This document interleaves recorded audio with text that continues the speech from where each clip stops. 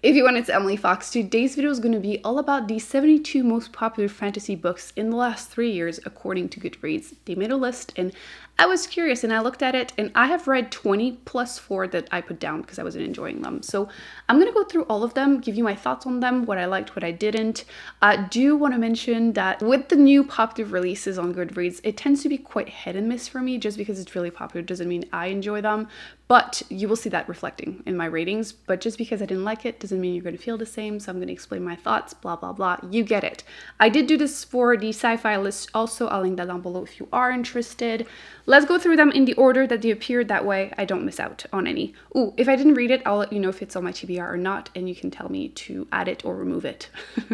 Let's get to it. The first one is The Invisible Life of Addie LaRue by V.E. Schwab. I love this. It came out and I read it like instantly. So I feel like there was no hype behind it. So I didn't have any high expectations. And I feel like this is her best in terms of writing quality. You're following this woman who made a deal with a demon maybe because she was trying to not get married and she has been stuck living forever ever since, and people don't remember her whenever she leaves the room. So it's like 300 years of her life being, you know, forgotten constantly. And I really enjoy this. There's nothing else to say. It's very character driven and people either love it or hate it, and I loved it. So from Blood and Ash, not on my TBR. The House in the Cerulean Sea. I'll put an asterisk on the screen whenever there's an author that's like problematic. There's been some controversy, and you can look it up. Otherwise, the whole video is going to be about the topic. But I did read this. I read it close to Christmas, which probably made it work for me a little bit more than it would have normally because it's quite wholesome, but it feels a bit like a children's book for me.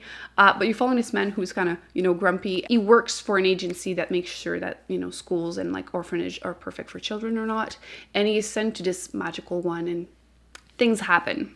Crescent City, I am done with Sarah J. Maas, so not on my TBR. Ninth House by Leigh Bardugo. Okay, I was so excited for that one because it was finally an adult book by the author and it's fantasy, like urban fantasy, kind of dark academia. Like it sounded like I would have loved this, but I really didn't. The only reason I finished this book was because of Darlington, who's like just a side character. Didn't care for the main character like at all. I kind of hated her. And there's like a problematic scene that happens in here that there's like a murder mystery on campus, and there's like magic with like fraternities, and it should have been great, but I hated it. And I think the worst part is that I flip-flop between the physical and audiobook because I was struggling so much with it. Whenever the murder mystery is resolved, there's 3 hours left in the audiobook. Why? So yeah, this for me was a flop, but again, not the most popular opinion, so you do you. The Starless Sea by Ian Morgenstern. Okay, I found the perfect video to represent my feeling about this book, and I'm always showing it because it's perfect. There's this raccoon that has cotton candy, puts it in water, and it just dissolves. That's exactly how I feel about her work. It's like very pretty, it's fluffy, it's magical, but then I'm left with absolutely no substance. There's just barely a story. I can barely tell you what it is about. Actually, if I tell you what it is about, it sounds really cool and it's really misleading. You have this student who finds a book in university that seems to be about his life and like different doors to different worlds. It sounds cool, but it was so boring. I really struggled to finish it. And I feel like if you really loved The Night Circus by her, you might like this, but you know, didn't care for it like at all. The Priory of the Orange Tree. I adore this book. I need to own this book. It's like 900 pages and it is a standalone, which there aren't enough in fantasy.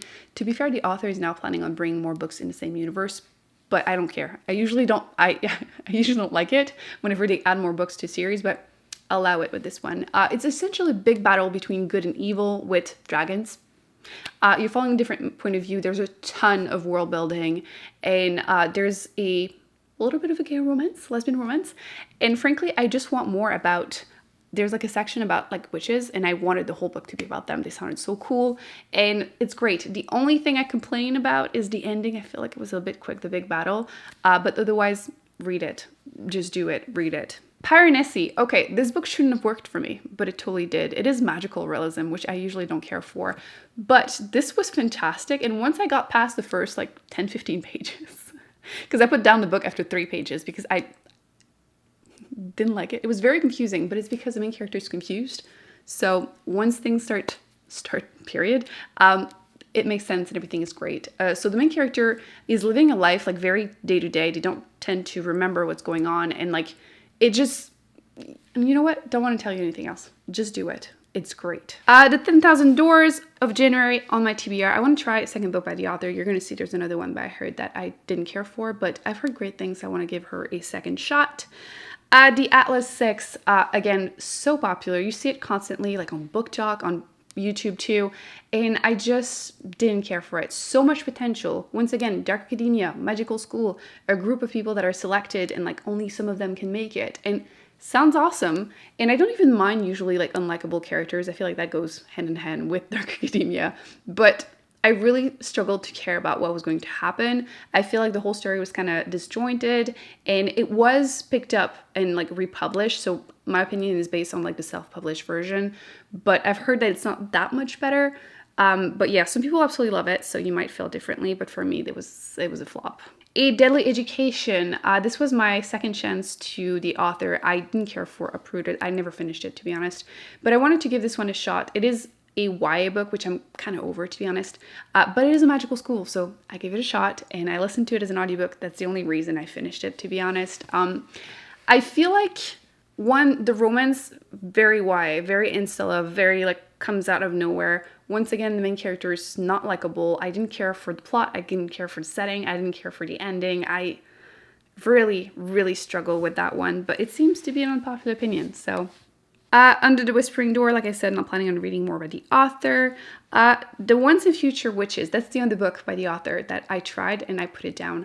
It is so strange because I really love witches, and I've been trying to find like more modern witches in books, and this should have worked. It's around the suffragette movement, so, you know, women's rights, women's votes, and witches.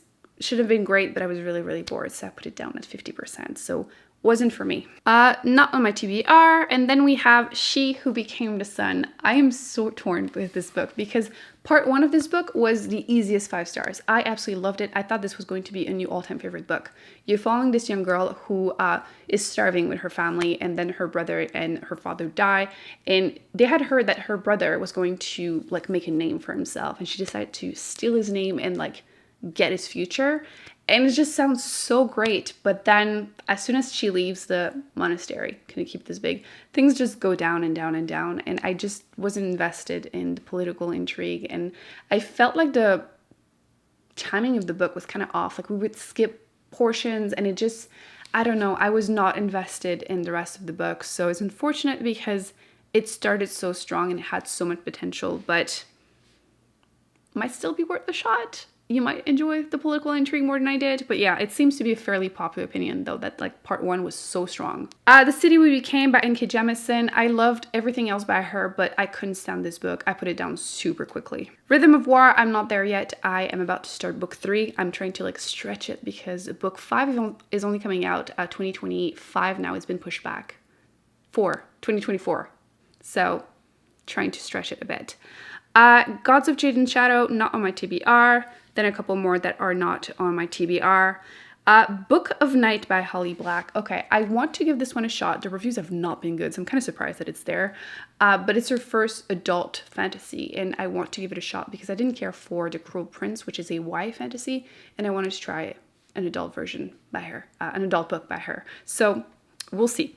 The Year of the Witching, another one that is like a more modern-ish witchy book, but I had to put it down at 50% because I was really bored. Black Sun. Okay, this has to be one of the weirdest books I've ever read, but not in a bad way. I need to read Booktube, but I like to summarize the first chapter because it gives you an idea how unhinged the whole thing is. So, first chapter, you have this woman who kind of kidnaps her son, locks both of them in a room, she drugs him, then carves a design on his back, and then she blinds him, and then she throws herself down a balcony and kills herself.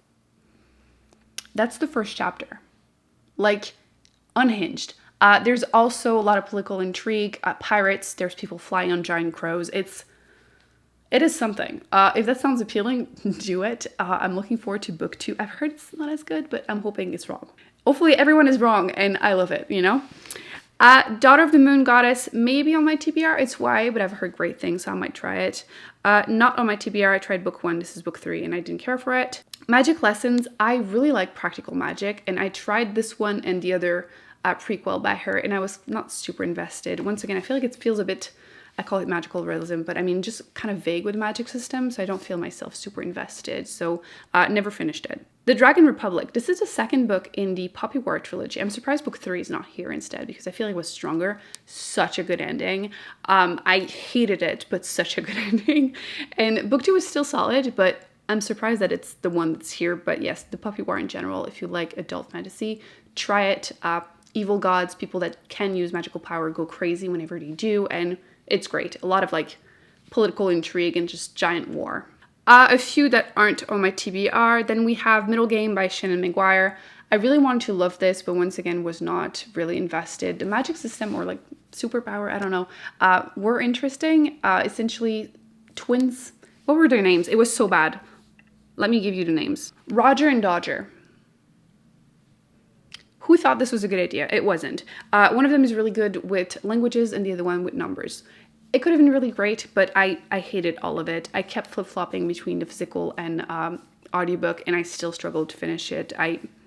Again, not the most popular opinion, but really, really didn't like it. The Bone Shard Daughter. I don't usually listen to fantasy books as audiobooks because I find them harder to follow, especially if there are multiple point of views, which is the case with this one. So I'm blaming my rating on that. I was kind of on the fence because I struggle to really get invested with it because of the audiobook format, at least I think. The magic system seemed really interesting. Like people can build like basically construct and like to like affect them. Like some of the characters will like put their hands inside of them and change things. Anyway, I would recommend it, but I didn't care for it, which seems contradictory, but yeah. Not on my TBR, definitely on my TBR. I have book 1 on my TBR. This is book 2, so it will depend how it goes. A few more that are not on my TBR. Then we have The Shadow of the Gods. If you like Vikings, you need to read this. I'm not really a fan, but I still enjoy this. You follow multiple characters in a world that, frankly, I'm surprised anyone is still able to survive. I feel like everyone should be. I would be dead. I would be dead. Like in an instant. So you have like ancient gods. Are they still alive? They're giant. Magic is super interesting, but it's really frowned upon. And with the way it ended, I need to read book 2 ASAP. So this was great. I highly recommend it. A couple that are not on my TBR. Then we have Magic for Liars. Okay. I mentioned the same author in the sci-fi version. So same kind of review. Great ideas, horrible execution. I feel like they could have went or should have went further. In this one, magical school setting, which again, really my jam, but I didn't care for it. There's a murder mystery happening and her sister comes to the school to try to figure it out and she doesn't have magical power. Once again, pretty much every character in there was super unlikable. There's just one side male character that was great. Otherwise, no. Dark Down by J. Kristoff. The ending was okay. I feel like ending, not the strongest part. I feel like there's a reveal for the narrator, which was great. And overall, I feel like whatever we learn in this book made me realize that I wish the book had been about that instead of what actually happened in the series. Not on my TBR, maybe on my TBR. I'm currently reading another series by him, so depending on how it goes. And then not on my TBR, not on my TBR, on my TBR, and then not. The Sword of Kaijin. I am shocked that it's here, but very, very pleasantly happy because this is so good. It's a self-published standalone and it's just some of the best character arcs that I've read in a really long time. It takes a little while to really pick up, but absolutely do it. I think I really struggle with the main female characters because she comes from a fairly progressive family. She went to an international magical fighting school and then she marries into a very conservative family and she has, the babies of this man and she's not allowed to do anything basically. So I really struggle with her throughout the beginning, but then the whole village is attacked and they have to communicate and things change for the whole family and I found it just really, really interesting. I was super invested in the characters and their growth, so would highly recommend this one. On my TBR, not maybe, I haven't read the first one. The Girl in the Stars by Mark Lawrence. This is a companion series, or the first book in a companion series for the the Ancestor trilogy. And this felt like a giant prologue. It's 300 pages that frankly were kind of useless. I just resented that. You'll see actually book 3 is like one of the next one. Might as well talk about it at the same time. Book 3 in the first series, I feel like left too many unanswered questions. And probably because, again, he was planning another series, and I felt like maybe we would get some in this one, and we don't. So at this point, I'm just giving up. I am frustrated. So no. On my TBR, not In Naps and Dream by Shelley Maguire. This is the 4th book in the Wayward Children series. However, it can be read as a standalone, and personally, it's my favorite one in the series. You follow children basically that go to like magical universe through like doors, think Narnia. And this one is like a very logical book, and I enjoyed it. The only thing is that I found it a little frustrating because you would skip section because the book is super short. Actually, I have it. You can see like it is super short. So like there's literally a part where it's like, so after they defeated the queen, and I'm like, I wanted to see that, and you don't get that. So that's the only thing. Otherwise, if you're looking for a quick read, a YA book fantasy, you might enjoy this series in general. Everyone has a different opinion in terms of like which book is the best one in the series. Personally, this is my favorite one. Maybe on my TBR, and then 2 that aren't on my TBR. So that was a lot of book to go through quickly. Let me know in the comment section if you have read these books, what were your personal opinions, and if I haven't read some of these, let me know. Should I remove them, add them to my TBR? I'm curious.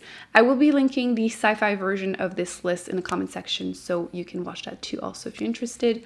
Thumbs up, subscribe. I will be putting more videos on the screen that I recommend you check out, and I will see you in an upcoming video very soon. Bye. Or loving just